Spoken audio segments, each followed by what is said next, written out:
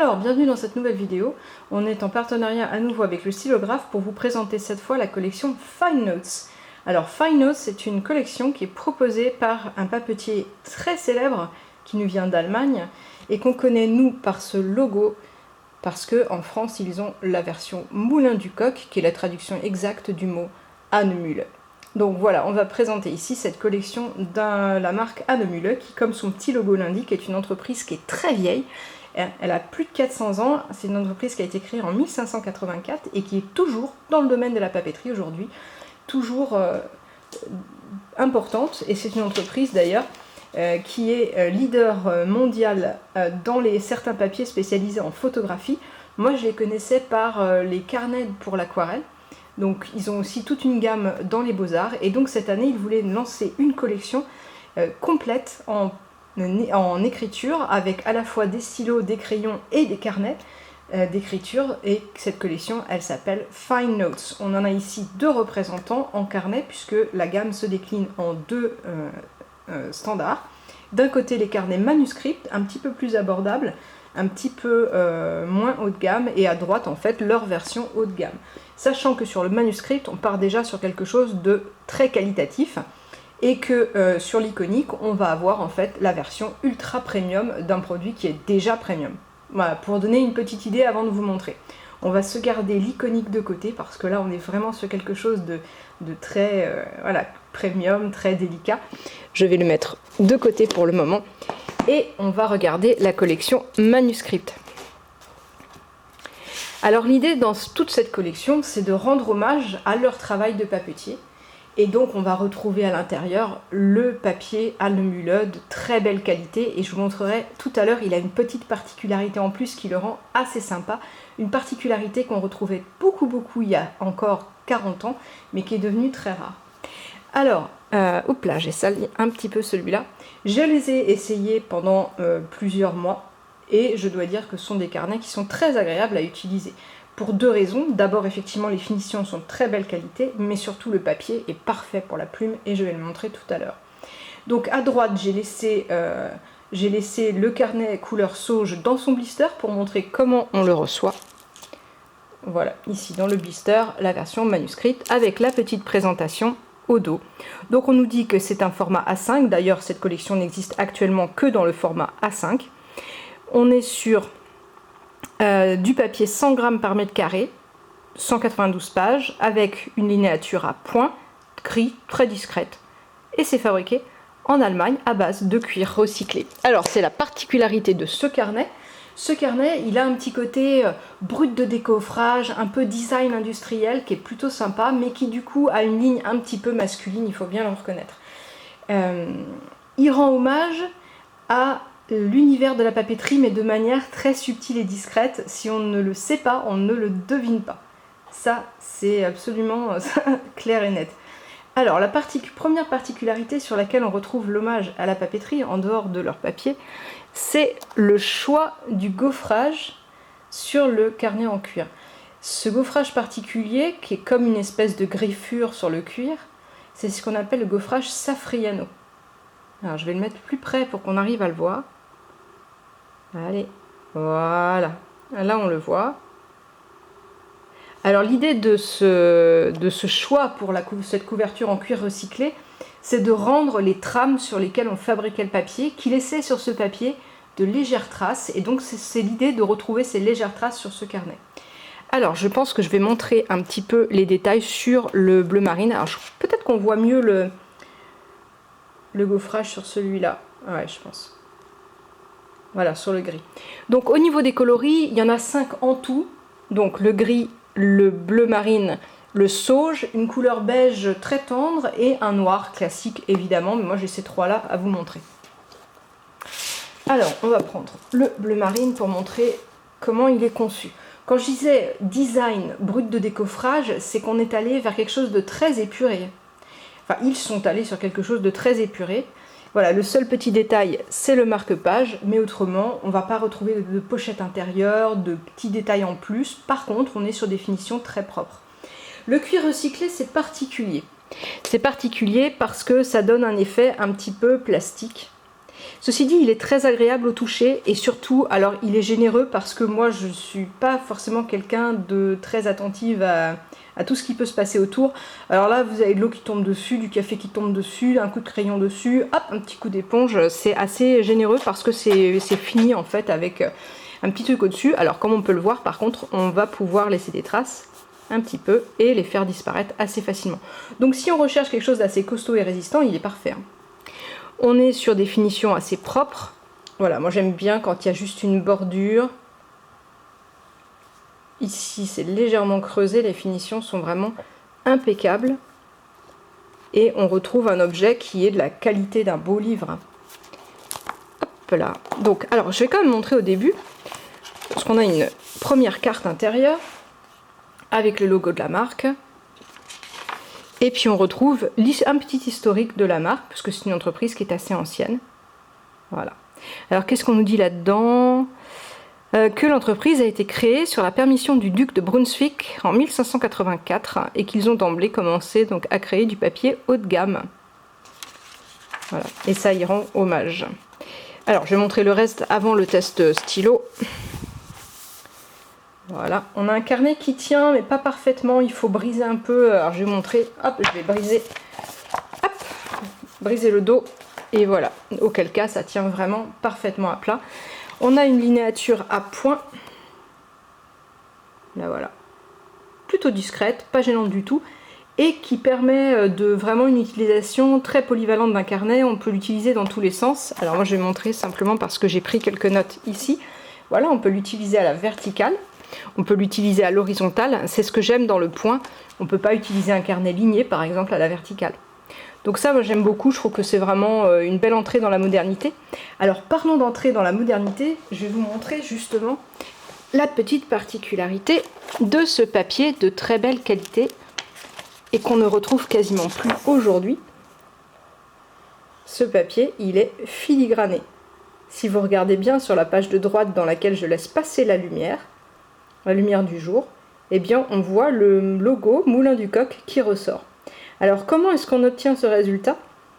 On va simplement, enfin ils vont mettre ce petit logo sur la trame sur laquelle passe le papier, et quand la pulpe de papier vient se déposer, elle va évidemment moins se déposer sur cette zone, ce qui fait que le papier est plus fin sur cette zone. Quand le papier est posé, on ne voit absolument rien, mais quand la lumière vient traverser la feuille, eh bien on retrouve le filigrane. Et ça c'est génial parce que ça j'en voyais beaucoup. Alors ça me fascinait quand j'étais gamine dans les papiers que ma mère avait. Elle avait des papiers comme ça filigranés. J'adorais regarder à travers la lumière. Donc ça c'est le petit côté rendre hommage à ces habitudes de papeterie qui se sont un petit peu perdues. Parce qu'ils doivent être les derniers pratiquement à faire ça, hormis sur les papiers haut de gamme pour les lettres, mais autrement on retrouve quasiment plus ce format. C'est très sympa de l'avoir et on retrouve ça sur toutes les feuilles, il le possède. Alors on ne le voit pas du tout quand on écrit, hein, pour ceux que ça pourrait inquiéter, mais c'est très joli d'avoir conservé cet aspect-là. On est vraiment sur un papier de très belle qualité, quel que soit ce qu'on utilise. Voilà. Alors, moi j'ai utilisé ici l'encre J. Herbin vert de gris, avec un stylo plume assez généreux. Et comme on peut le voir, pas de souci particulier. La glisse est excellente. Pour être très clair, si vous connaissez les carnets Clairefontaine, leur papier haut de gamme est à peu près du même registre, on est sur le même type de qualité, on est sur une couleur qui est plutôt blanc cassé, qui est plus... C'est pas vraiment une couleur ivoire, donc c'est une couleur qui est assez agréable. Et on n'est pas sur le blanc, mais on n'est pas sur une couleur ivoire non plus, on est sur quelque chose d'un petit peu intermédiaire, un peu plus proche du blanc, mais qui n'aura pas la brutalité du blanc. Et ça rend très bien les encres. Voilà. Et hormis le marque-page, comme je disais, rien de particulier hein, sur la carte. On est ici sur quelque chose de sobre, volontairement sobre, mais avec de très belles finitions. On a les arrondis, voilà, c'est très agréable à utiliser. Et franchement, c'est vrai que ce carnet-là, on ne craindra pas de l'utiliser un peu n'importe où parce que il est vraiment costaud, quoi. Vraiment costaud. Ce qui peut être un peu déroutant, par contre, quand on recherche un carnet en cuir, ça va être le côté un petit peu plastique au niveau sensation. On peut très bien imaginer que ça n'est pas du cuir. C'est la particularité du cuir recyclé qui est un petit peu ferme. Voilà pour celui-là, et maintenant, on va passer à l'iconique. Alors, je regarde si j'ai rien oublié pour quand même à raconter. Voilà. Alors, l'iconique, c'est un carnet qui ne se distingue pas par son originalité. On va dire c'est plutôt standard par rapport à ce qu'on connaît sur les carnets d'écriture. Par contre, l'objectif de la marque a été de se distinguer sur la qualité et les finitions, et tout a été soigné d'un bout à l'autre. Donc, à commencer par la boîte dans laquelle on le reçoit. Donc, c'est ce qu'on nous met, un iconique Premium Notebook, avec les lettres embossées ici en doré, sur une boîte qui est texturée pour rappeler un peu le textile. Enfin, je montre derrière, la boîte est noire, et on va regarder à l'intérieur. Évidemment, moi je l'ai déjà utilisé, je l'ai déjà ouvert, mais j'ai essayé de le remettre de manière à montrer ce que ça pouvait donner. Alors, celui-là, il existe en noir, et il existe dans le coloris que vous allez découvrir ici. Donc on a un papier de soie. Alors, on ouvre avec ça au départ, mais bon, hop, bah du coup, j'ai mis dans le mauvais sens par contre. Hop, voilà, et on a l'iconique qui est à l'intérieur. Donc ici, on a l'autre coloris, il y a le noir évidemment, qui est un classique dont on ne peut pas s'échapper, et celui-ci, c'est le coloris taupe.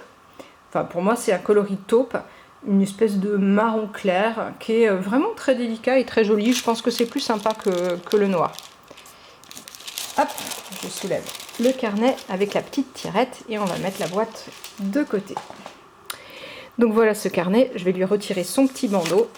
Donc le bandeau, lui, est en lettres d'argent.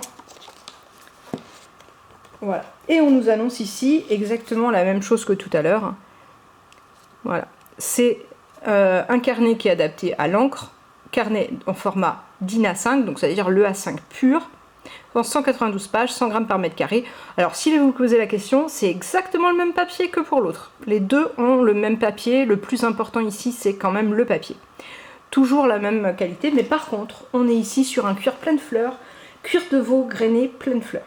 Voilà, et c'est là qu'on est sur quelque chose d'un petit peu plus haut de gamme. On va retrouver l'aspect très sobre du manuscrit, on va retrouver les finitions arrondies ici, le choix d'avoir cette petite bordure qui dépasse, qui est très agréable, l'arrondi ici pour la finition du papier, et par contre on va trouver donc ce cuir plein de fleurs qui est absolument superbe. Alors, on trouve aujourd'hui beaucoup de carnets en cuir, et le prix est énormément déterminé par la qualité du cuir. Ici, je peux vous assurer au toucher que ça, c'est un cuir qui est extrêmement agréable.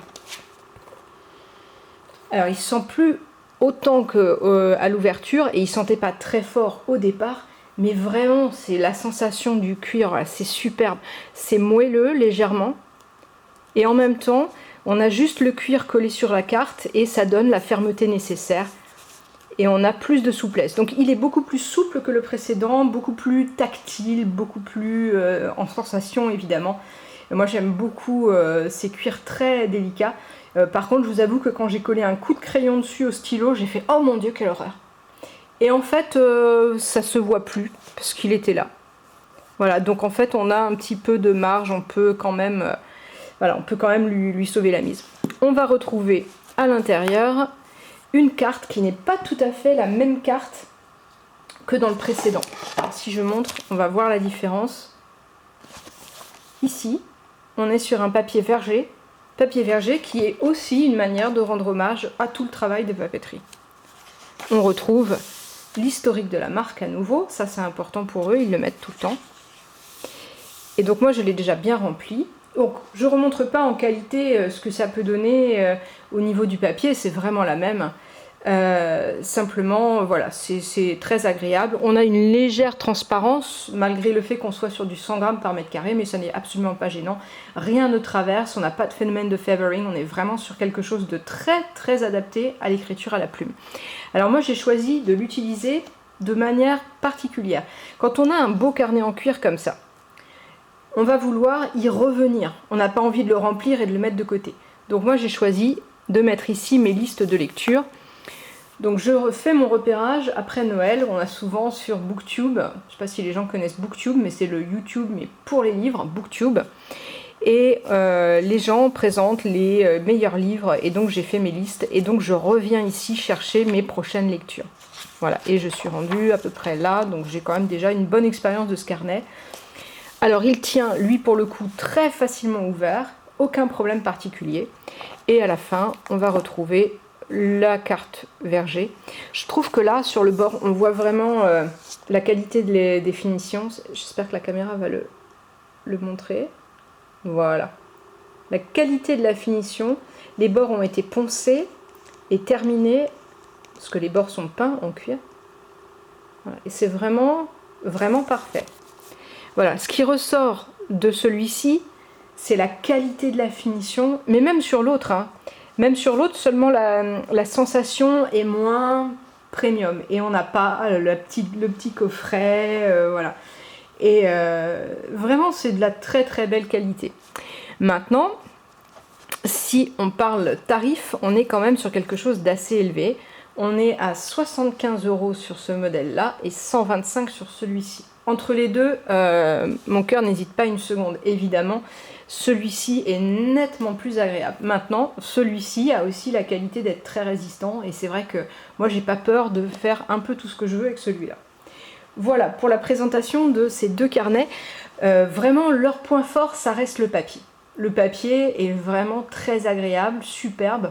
Je trouve qu'en qualité, on est sur vraiment un papier haut de gamme et on est sur à peu près quelque chose qui pour moi est de même qualité que le haut de gamme de chez Clairefontaine. Pour donner un exemple, une comparaison française en fait. Voilà, donc j'espère que je vous aurai donné envie de découvrir cette marque. En tout cas, la collection qu'ils proposent est vraiment très soignée. Rien qui ressorte vraiment de l'ordinaire, on est bien d'accord, mais quelque chose de vraiment propre et qualitatif. Ça, il n'y a pas photo. Voilà, et donc j'espère que cette petite présentation vous aura plu. Donc je vous recommande, si vous avez la possibilité vraiment, d'aller essayer celui-ci. Donc il existe dans ce coloris et dans le classique noir. Et peut-être que si la gamme fonctionne, eh bien il y aura d'autres coloris et d'autres formats proposés. Mais pour le moment, on est juste sur le format A5. Et voilà, et j'espère qu'on se reverra bientôt, même si c'est vrai que les vidéos sont très très espacées dans le temps, mais elles se présentent de temps en temps. Voilà, en tout cas c'était un vrai plaisir pour moi de vous montrer, de vous faire découvrir cette marque que moi j'utilise depuis longtemps pour les dessins à l'aquarelle, qui est la marque allemande Hahnemühle.